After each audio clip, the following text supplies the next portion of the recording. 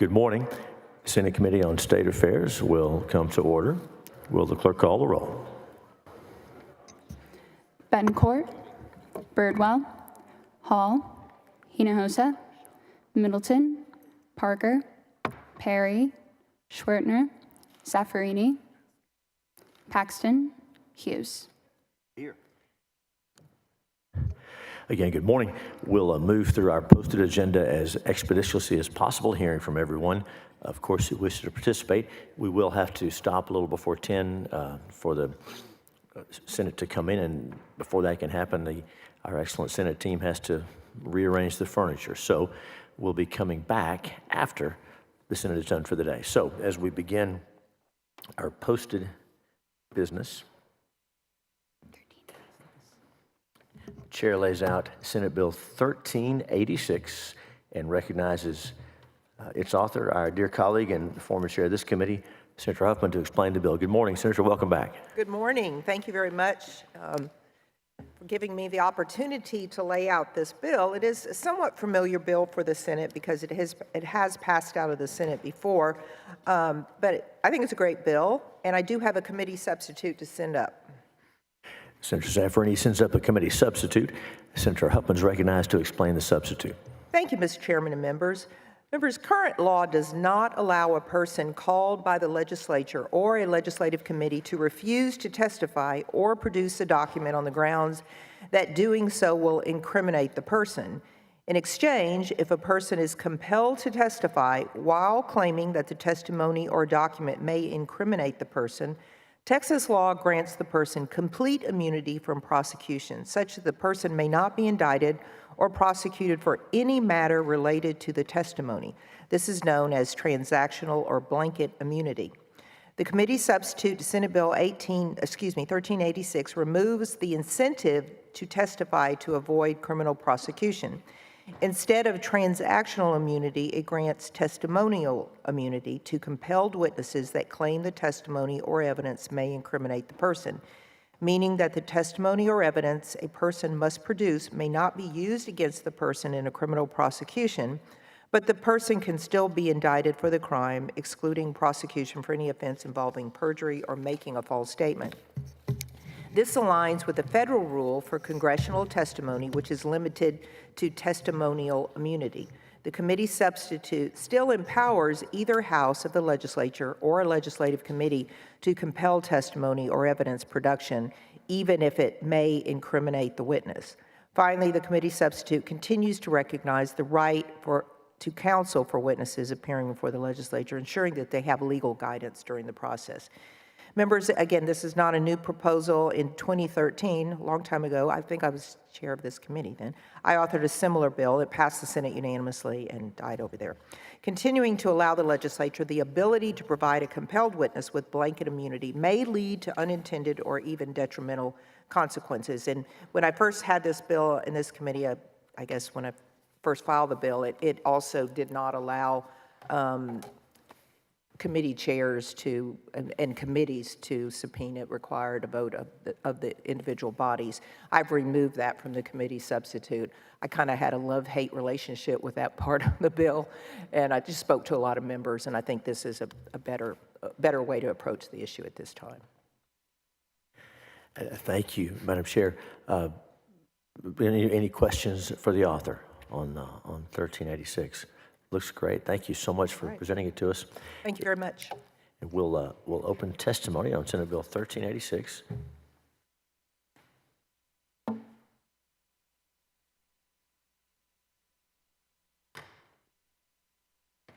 The chair calls Shannon Edmonds. Here's a resource. That's okay. That's okay. So unless we have questions, you don't have any testimony for us. Senator Zaffarini, any questions for our resource witness? Very well. I bet we'll hear from Mr. Edmonds later, or some of our friends. Very well. Is there anyone wishing to testify on, for, or against Senate Bill 1386? No other witnesses are registered. We want to make sure anyone wishing to testify on, for, or against Senate Bill 1386. Hearing none, public testimony is closed. The bill will be left pending at this time.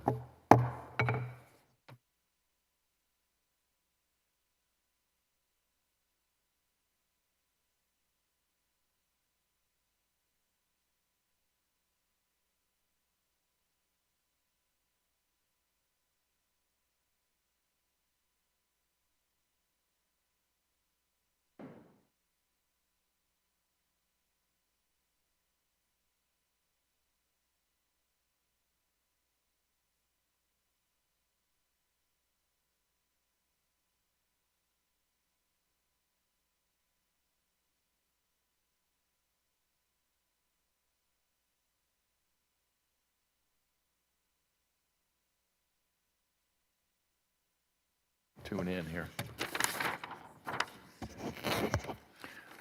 Chair recognizes Senate Bill 1470, recognizes Chairman Hughes to lay out his bill.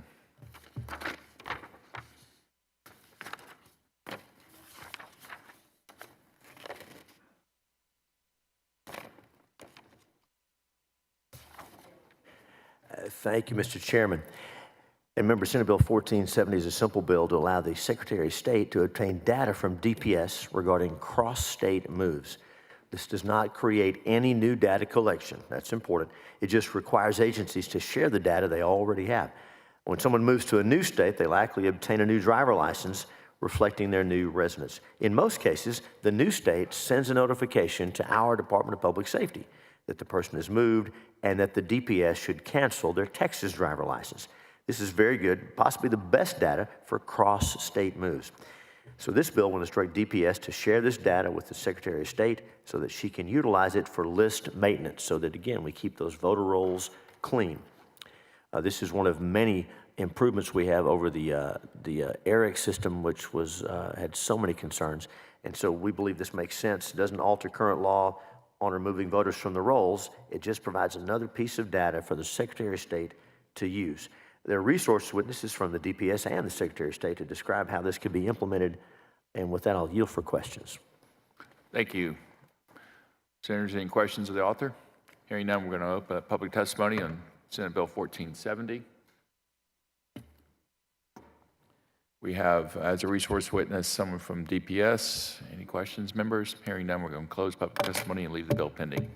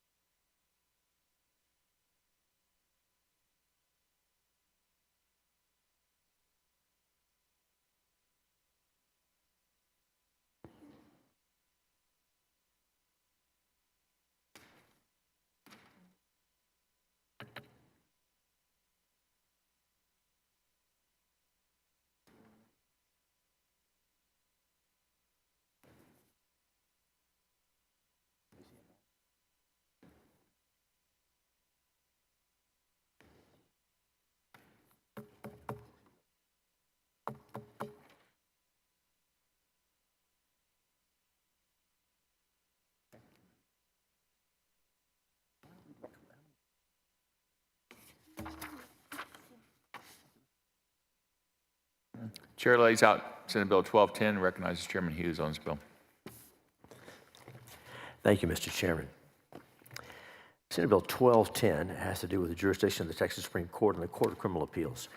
Texas, of course, is one of two states that have separate high courts for civil and criminal law. The other one is Oklahoma.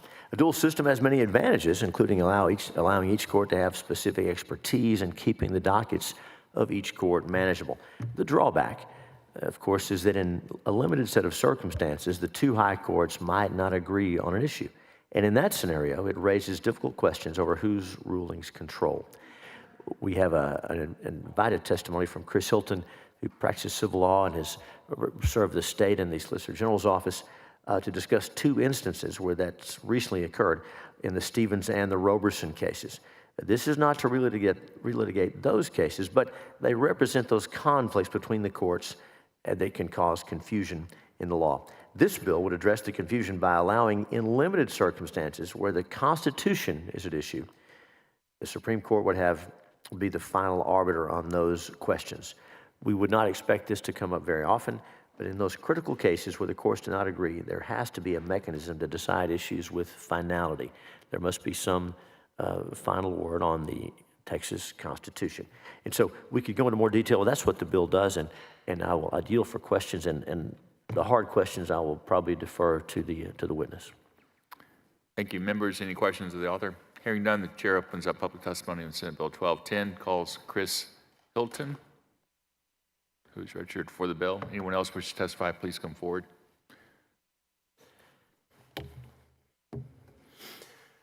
Good morning, Mr. Chairman, Senators.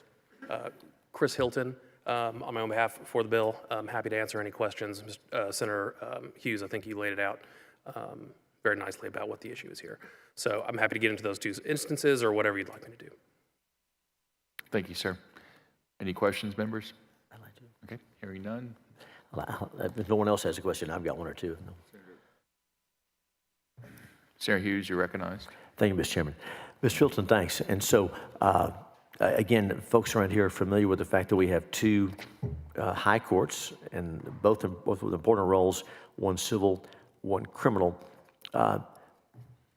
For those situations where an interpretation of the Texas Constitution is at issue, what happens? Who has say on what a constitutional provision means under current law? So current law allows, it's exceedingly rare that this might happen, but it does provide for some question as to who might have the final say. And as you mentioned, this is a rare system among the states. Most states have one single high court. The only other state that has two high courts is Oklahoma. In Oklahoma, the way that they resolve this question is the Supreme Court of Oklahoma decides who hears a case when there's controversy. Here, what we have is a Constitution that lays out two separate high courts, but doesn't necessarily speak to this question. I think under the bill as it's laid out, what we have is a final word in the rare instances where a constitutional interpretation question could go different ways in two courts. That's been exceedingly rare in Texas history. You mentioned two instances where there has been some question that are recent, and that's notable. But I think this is a very rare circumstance. It's unlikely to recur very often, but it does give Texans certainty and a final answer for when there is an unlikely, split between the two courts. And so you've seen Senate Bill 1210. How do you think this bill would work if it were to become law, and how it would address the problem, if it would? I think Senate Bill 1210 is a good solution to this problem. Again, it is a rare problem, thankfully. But what we have is one constitution, not two constitutions. We have two high courts deciding civil and criminal cases, and there could be cases where the courts could come to different conclusions. But what we need is a final say on what the one Constitution says. And it makes sense for the Supreme Court of Texas to decide that question. That doesn't mean that the Supreme Court of Texas would be deciding criminal cases or being the final word in criminal appeals. That's still the province of the Court of Criminal Appeals. But what it does mean is that when constitutional language, which could be relevant to any type of case, is at issue, we have one court who resolves that question. Mr. Hilton, thank you. I want to ask you about some of the specifics of this bill because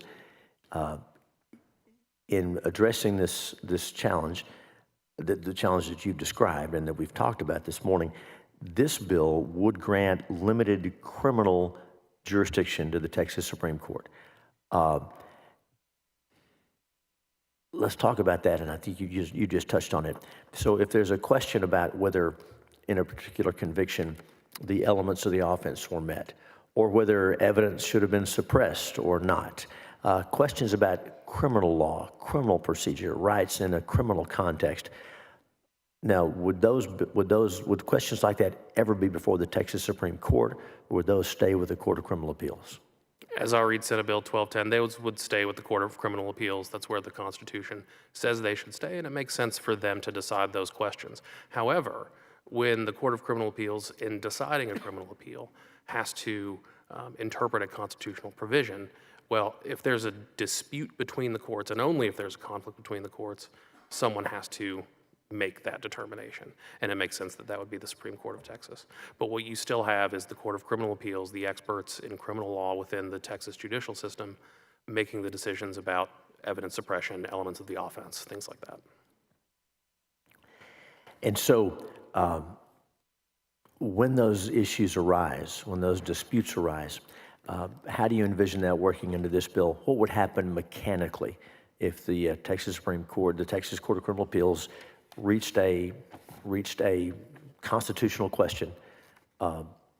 Would someone have to raise would the litigant have to raise the issue that the Court of Criminal Appeals said X and the Supreme Court said Y? Would the Supreme Court have authority to do that? What would that look like under this bill? I think it would follow any other, the way any other case reaches the Supreme Court of Texas is the way these kinds of cases would reach the Supreme Court of Texas. A litigant can raise it through a petition for a writ of certiorari. The Supreme Court of Texas can take up that issue and make sure there's uniformity in interpreting the Texas Constitution. Thank you, Ms. Hilton.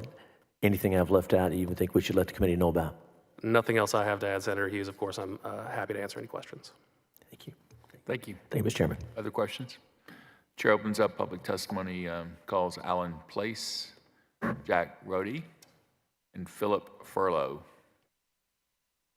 Mr. Place with the Texas Criminal Defense Lawyers Association. Anyone else wish to testify, please come forward.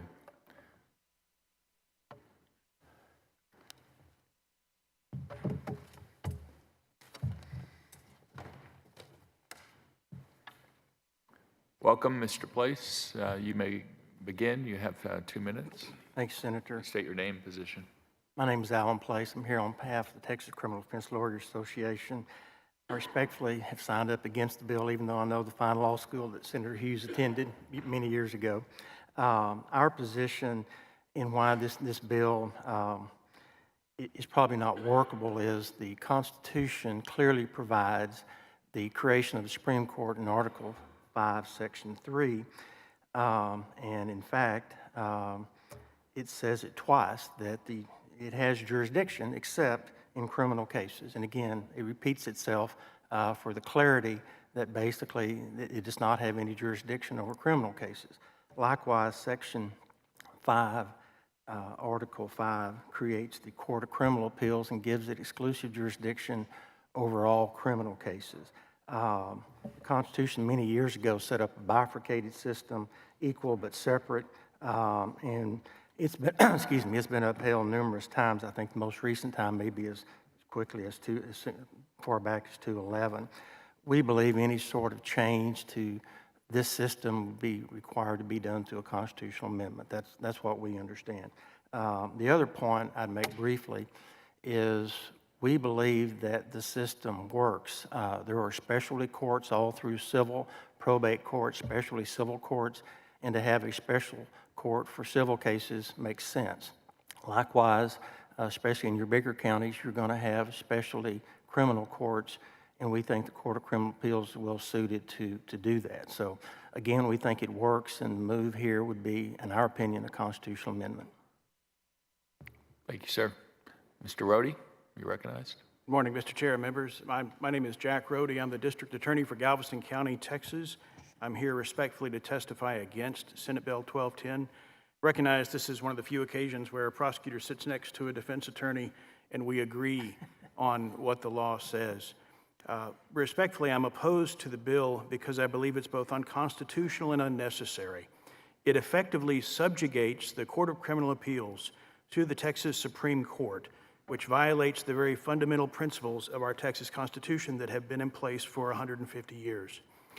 In doing so, the Texas Constitution created the Texas Supreme Court and the Texas Court of Criminal Appeals as coordinate courts. They are co-equal.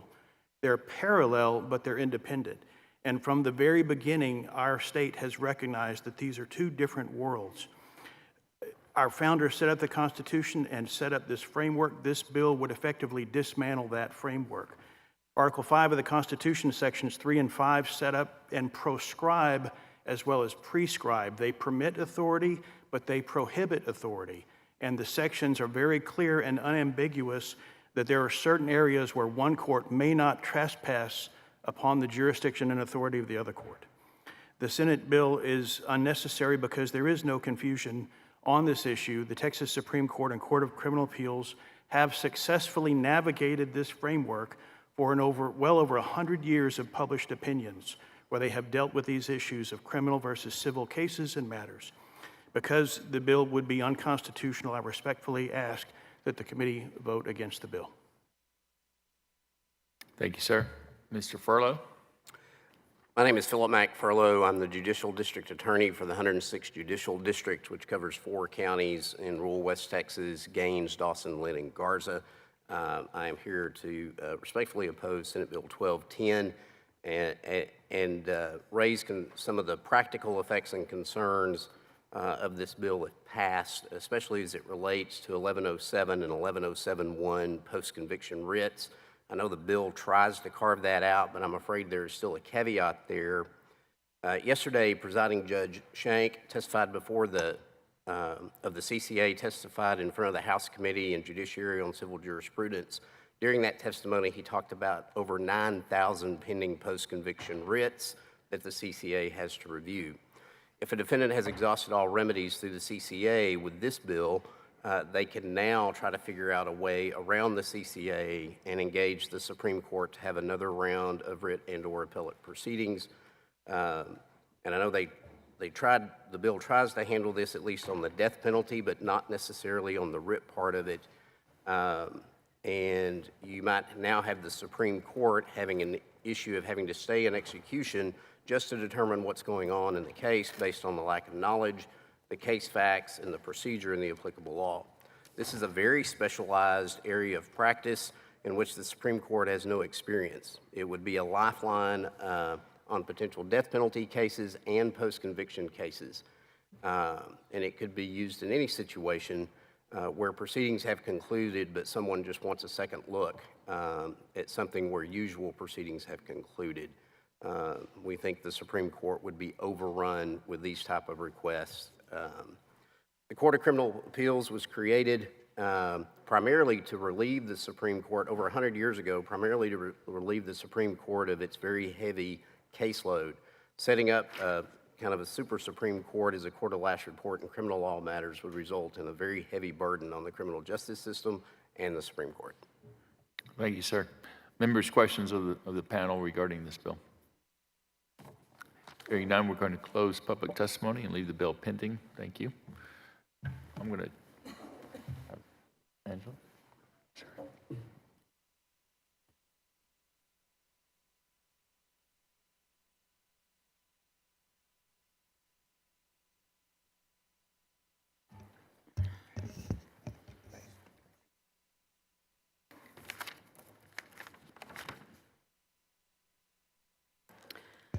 The chair lays out Senate Bill 311 and recognizes the bill's author, Senator Hughes, to explain the bill. Thank you, Madam Chair and members of the committee. Senate Bill 311 is in the same ballpark as the bill we just heard. And again, this is about the authority of our courts in Texas. And this bill specifically looks at what the Texas Constitution says about that. Senate Bill 311 will amend Section 22.002A of the Texas Government Code, and it will allow the Texas Supreme Court to issue writs of procedendo and certiorari and all writs of quo warranto and mandamus against any entity except the governor, clarifying that the Texas Supreme Court has all powers given to it under the Texas Constitution. We're all constitutional people here, we all want to be, and so this bill would align our statutes with the authority given under the Texas Constitution. This is again the codification of Article 5, Section 3 of our Constitution, which defines the full scope of the Supreme Court's writ power. Over time, the statute's been amended to expressly add some courts and take other courts out. And as we'll hear from witnesses, normally when we read a statute, if it specifically says these things are in, then we assume other things are out. And if it specifically says these things are out, we assume other things are in. But our statutes say some are in and some are out, and many are left out. So it's confusing. It's sort of a patchwork, as our statutes tend to be over time. I appreciated Mr. Rohde's use of proscribe and prescribe, and that's sort of what we're talking about here. So this bill will eliminate the current list that's not clear what legislative intent was, making it clear the Texas Supreme Court has its full constitutional power. We're honored to have the Honorable Evan Young, Texas Supreme Court Justice, with us as a resource to walk through the implications of the bill and answer our questions. And we'll also hear from Chris Hilton again on this bill. And I'll just say, as Justice Young takes his seat, I'll remind the committee that Justice Young is here to answer our questions and walk us through legal matters. Of course, we won't be able to ask him about any pending cases or about any case that might come before the court. He won't be able to answer those questions, and he'll tell you the same thing, but I want to make sure that's clear as well. We're honored to have him, and as a member of the third branch, you can help us flesh these issues out. And so I'll yield for questions this time, Madam Chair. All right, thank you, Senator Hughes. Members, are there any questions for the author?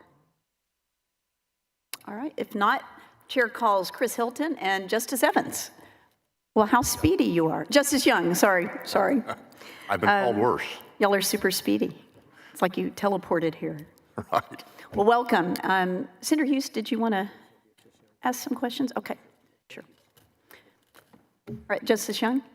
Thank you, Madam Chair. My name is Evan Young. I'm a justice of the Supreme Court of Texas, and it's a pleasure to serve as a resource for you on Senate Bill 311. Today marks my first opportunity to testify on a bill since joining the court. The three branches of our government are separate and independent, but I doubt that any branch that wholly isolates itself from the rest of the government could possibly properly discharge its own duties in service of the people of Texas. So we may be separate, but we're not hermetically sealed off from each other. SB 311 involves one important area for interbranch cooperation, delineating the jurisdiction of the Texas courts. The Constitution requires the courts to independently adjudicate cases within their jurisdiction, but the Constitution gives the legislature substantial authority to determine what kind of jurisdiction to vest in the courts in the first place. That authority is an important tool for the legislature to help the judiciary do our job most effectively.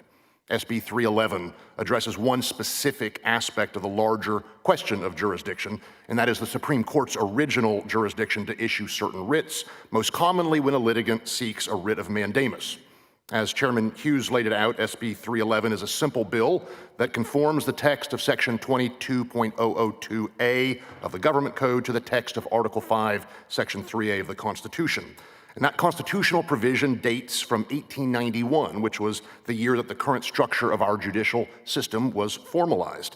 That provision says this: the legislature may confer original jurisdiction on the Supreme Court to issue writs of quo warranto and mandamus in such cases as may be specified except against the governor of the state. Now, clarity is especially important in jurisdictional statutes. Frankly, it's ideal in all statutes, but especially when it comes to jurisdiction.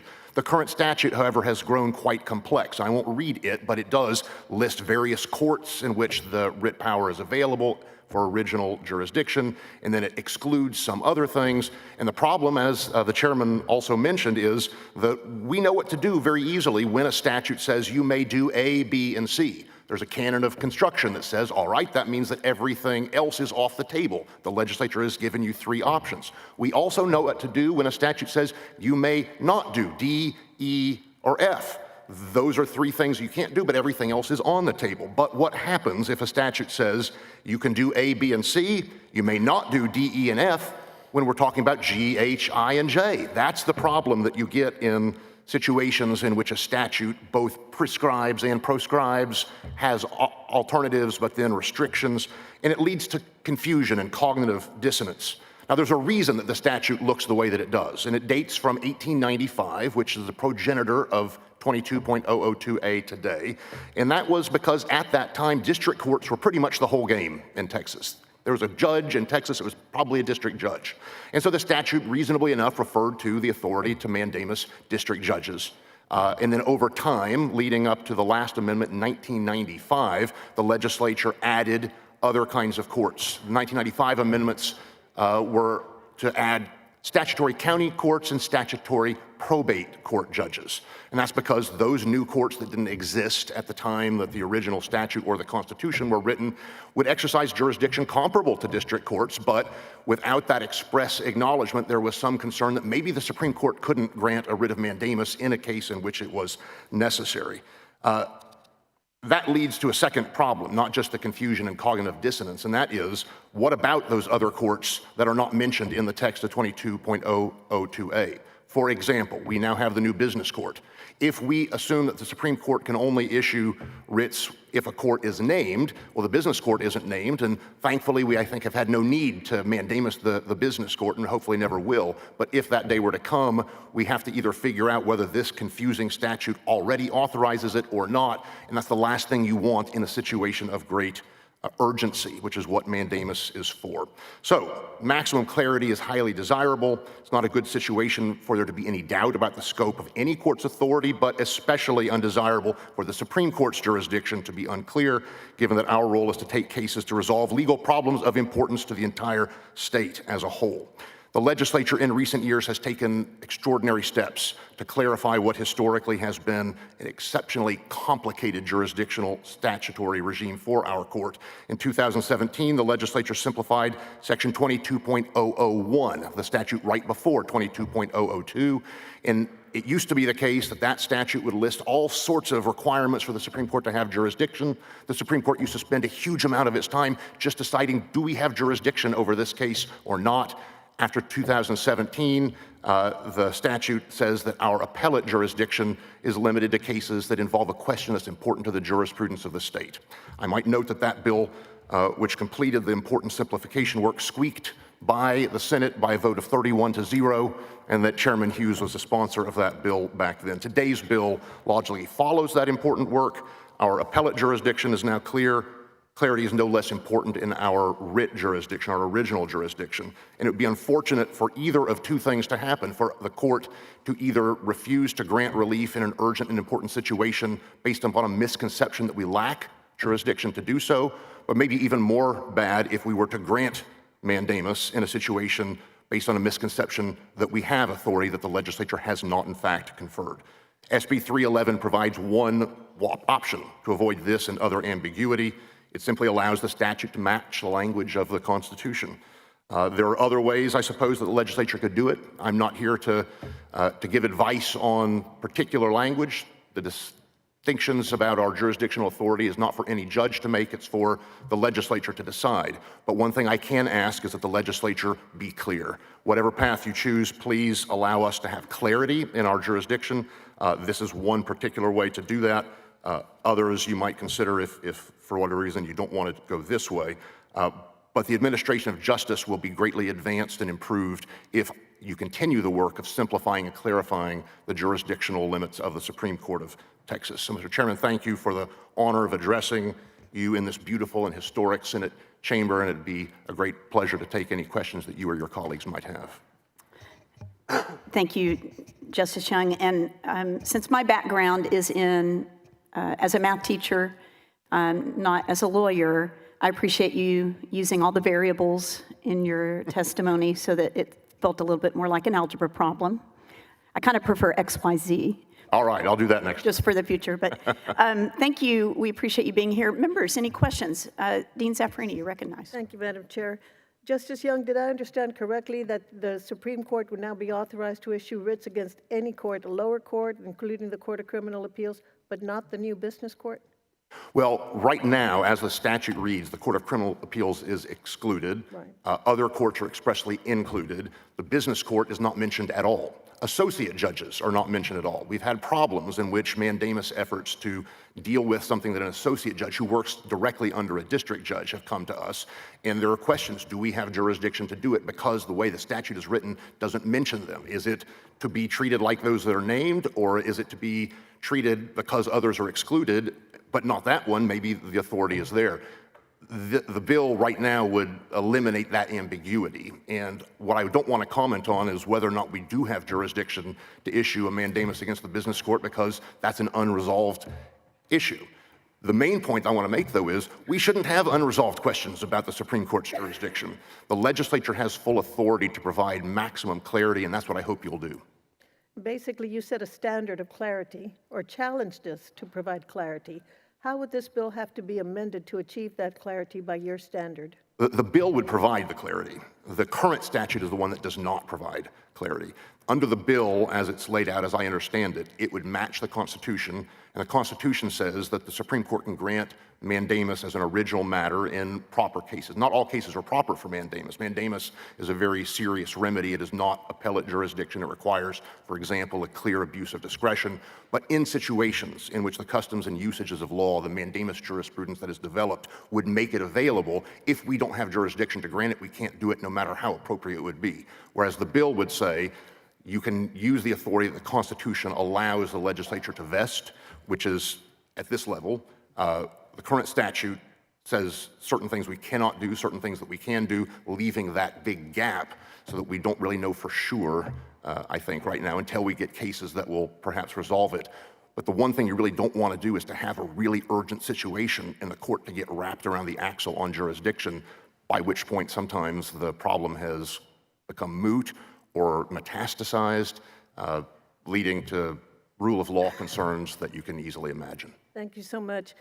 People who are concerned about this bill say that it could lead to confusion and cause delays, and that it would perhaps allow the Supreme Court justices to overreach into the business of the lower court instead of letting the usual process work. What would you say to those critics? Well, we have a long history of mandamus over the district courts, the courts of appeals already, and I don't think that you see the Supreme Court overreaching at all. I think I can speak for my colleagues on at least this point, that we're very concerned to make sure that we are following the law as it's written, that we allow the lower courts to engage in the processes. And one mandamus requirement is, if you have an adequate remedy by appeal, we're going to deny the writ regardless of whether or not you otherwise have merit to your case, because the normal process is the appellate process. The last thing the Supreme Court wants, of course, is to cut short the legal process. That's not in our interest. It's not in the state's interest. Ordinarily, cases work better when they work through the process. The trial court has a full opportunity to develop the record. We lead to a final judgment. The appellate courts can then take that up, render decisions, and then ideally we'll have multiple appellate courts across the state all reaching the same legal issues, so that by the time it comes to our court, we have the benefit of many other courts thinking about it. Mandamus is for when something is clearly already illegal and important, and there is no opportunity for an appeal to remedy it. You can imagine certain circumstances in which perhaps a building with historic protection, suppose someone wanted to knock down the Alamo, and no lower courts were willing to say, well, wait, we should see whether or not there's legal authorization for that. Well, we might want to grant mandamus to stop that from happening, tell the lower court, no, stay that, so that the process can unfold. Mandamus, in other words, can be a tool to make the process work better, not one to short-circuit it. And I think that our existing jurisprudence over the past century shows that the court is very cautious, in part because we don't want a flood of mandamus petitions that do not properly rise to that high level of a clear abuse of discretion that requires urgent relief outside of the normal process. Well, that's certainly a good answer. Thank you. You were limited by 3 minutes, I believe, or 2 minutes for this time for your testimony. Is there anything else you believe we should know about this bill? No, I think that I've said everything the chairman has laid out as well. It provides maximum clarity, which is one good thing. I don't purport to say it's the only way, but it is a way.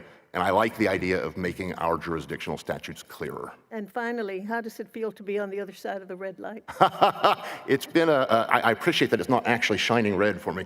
It's a strange feeling, like it was the first time I sat on the bench, having argued many cases in the Supreme Court. I'm getting more used to asking questions these days than to answering them, but it is good that I have some background in my distant memory of responding to questions and not just Good. Well, posing welcome them. to the Senate. Thank you. Thank you. Thank you. Thank you, Dean. Members, any other questions for the justice? Chairman Hughes, you're recognized. Thanks, Madam Chair. Your Honor, thanks again for being here. Your testimony was helpful. You walked us through what this looks like. I want to ask a couple of questions to make sure, and I'm not asking you to comment on any potential legal questions before the court. You talked about associate justices. You explained to us the broader problem that The statute says we can mandamus these, we can't mandamus these, we're not sure about the rest. An associate judge, for those that may not know, so those associate judges, those are appointed by the elected district judges. In some of our counties, they handle child support, they handle child protective services. Is that what we're talking about when we say associate judges? You're exactly right. And so those associate judges can make important rulings that affect people's lives, and the current statute is not clear as to whether the Supreme Court has mandamus authority over those associate justices. Did I hear that correctly? That's right. The associate judges are not mentioned at all in the statute. Thank you. And then you explained, and I know most folks say mandamus. The law professor that taught me Texas civil procedure said mandamus, so that's how I say it. But anyway, you explained. I'll say it that way then. Oh, heaven, you're very kind, Your Honor. I didn't mean that. Thank you. But so you elicited that quite well. But that mandamus is a rare situation. As you said, it's extraordinary, and it's only for when the judge clearly abused her discretion that would come into play. And that's the current law, right? That's correct. And even beyond that, you can have an abuse of discretion, but if there's an adequate remedy by appeal, we'll deal with it that way. Thank you. And thank you so much for pointing that out. And that high standard with those safeguards, none of that would be affected by Senate Bill 311. Tell me, as you read Senate Bill 311, does it remove any of those protections, any of those Not at all. guardrails? The only thing that the bill does is make clear where the writ may, if appropriate, be directed. Which courts, which entities, for example, can be the recipient of the writ. The writ can be directed against them, not what the writ is, not the standards for granting it or not granting it. All of that is unchanged by the bill. Thank you, Your Honor. Thank you, Madam Chair.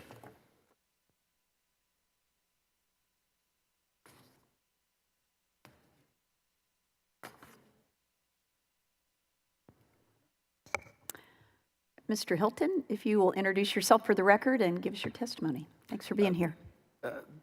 Thank you, Senator and members. Chris Hilton for the bill. I think the most productive thing I could do is yield the balance of my time to Justice Young, because I think he's explained the bill beautifully. I think the two things I can add are, one, I think this is a great solution to this issue of clarity, because it simplifies the statute and it makes clear that the Supreme Court's authority is coextensive with the Constitution. The Constitution says the Supreme Court has authority to issue these writs with respect to everyone except for the governor. That's what this bill does, and I think that is the cleanest, clearest way to address this issue, and it makes sure that we're going to the limits of the Constitution and no further, and so I think it's a good solution for that reason. The other thing I would say in response to Senator Zaffirini, your point with respect to shortcutting the process, or does this cause any confusion or change the process in any way, as someone who has requested writs of mandamus from Justice Young and his colleagues many times, they're exceedingly difficult to get. The standards are very high for a good reason. It's to protect exactly that, to guard against exactly that concern that you raised. This bill does nothing to change any of those procedures. It doesn't do anything to make a writ of mandamus easier to obtain. It just clarifies that all of the lower courts are subject to the Supreme Court of Texas's authority. That's how the Constitution says it should be. That's what this bill does, and so for that reason, I'm for the bill. Thank you. Members, any questions? Senator Dean Zaffirini, you are recognized. Thank you, Madam Chair. So, Mr. Hilton, the process will work exactly the same way. We're just removing the limitations. That's right, Senator. It just makes clear that the Supreme Court of Texas can issue these writs with respect to all the officials other than the governor. That's what it already does now. It doesn't alter the process or alter the standard in any way. The mandamus process will work exactly the same way. That's right. I say mandamus. Thank you so much. Thank you. Thank you, ma'am. Thank you. Senator Betancourt, you are recognized. Madam Chair, Mr. Chair, no, sorry, all the chairs. I just want to say that apparently Chris is better trained on the light than the judge is. That's right. Anyway, thank you both for your testimony, gentlemen. Bless you. Bless you in that chair. All right. All right. Thank you. Thank you. We appreciate you being here. Thank you, members. Thank you. Is there anyone else wishing to testify on, for, or against Senate Bill 311? Hearing and seeing none, The bill will be left, or public testimony is closed, and the bill will be left pending. Thank you, Madam Chair, and thank you, members. And so that we do not have a writ of mandamus issued against us, we will need to clear out so that the furniture can be rearranged for the Senate to come in at 10. And so the Senate Committee on State Affairs will stand in recess until 30 minutes after Senate adjournment or recess today. Good morning.